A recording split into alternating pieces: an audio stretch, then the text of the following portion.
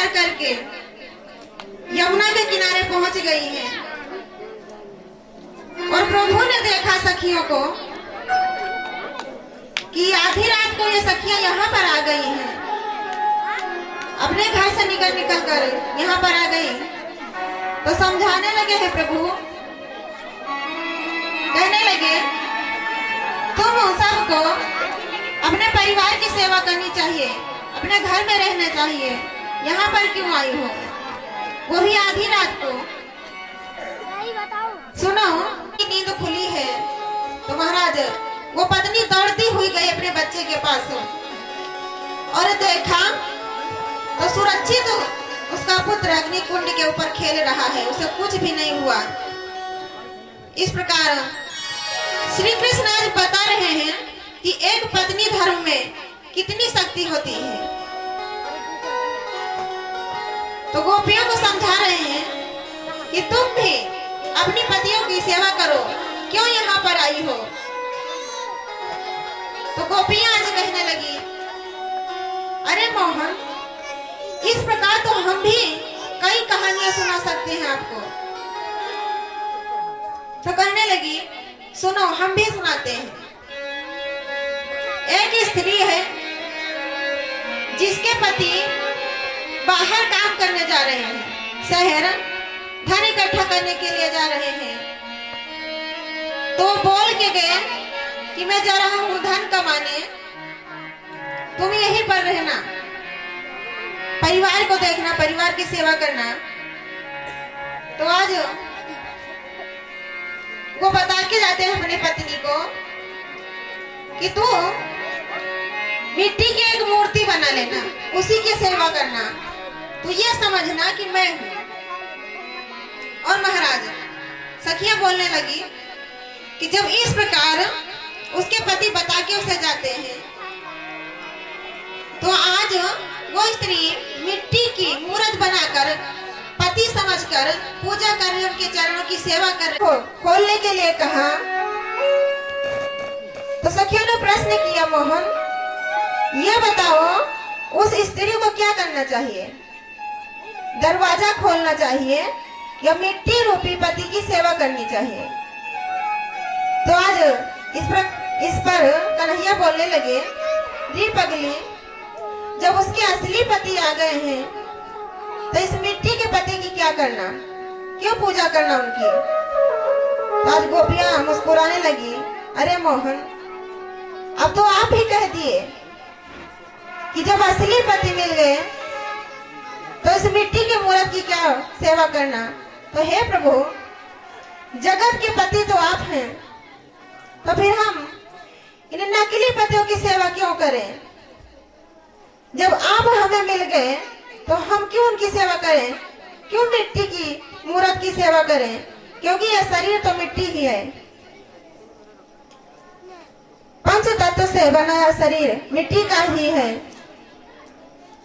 इस बार जब कृष्ण ने ये बात सुनी है तो मुस्कुराने लगे, बड़े प्रसन्न हुए हैं और कहा, सखियों आज हम आपसे बहुत प्रसन्न हैं, आज हम आप सभी के संग में रास रचाएंगे। और कहने लगे, जैसे ही आज श्री कृष्ण ने बंसी की तान छेड़ दी है तो सभी बड़ी प्रसन्न हुई है। सबको लगता है कि हमारे साथ प्रभु हैं, नाच कर रहे हैं, नृत्य कर रहे हैं सभी। और जैसे ही गोपियों के मन में ये भाव आया कि प्रभु मुझे ज्यादा मानते हैं, मेरे साथ नृत्य कर रहे हैं, प्रभु अंतर ध्यान हो जाते हैं। महाराज अंतर ध्यान हो गए हैं प्रभु। गोपियां विकल भई हैं, बड़ी परेशान है, मोहन मोहन पुकार रही है, आ जाओ मोहन, कहाँ गए हो, हे कन्हैया, हे गिरधारी, कहाँ चले गए हमें छोड़कर, अब तो आ जाओ। और महाराज उस समय जो उनके हृदय से करुण पुकार निकली, श्री सुखदेव जी महाराज बता रहे राजा परीक्षित को, जयाति ते धिकम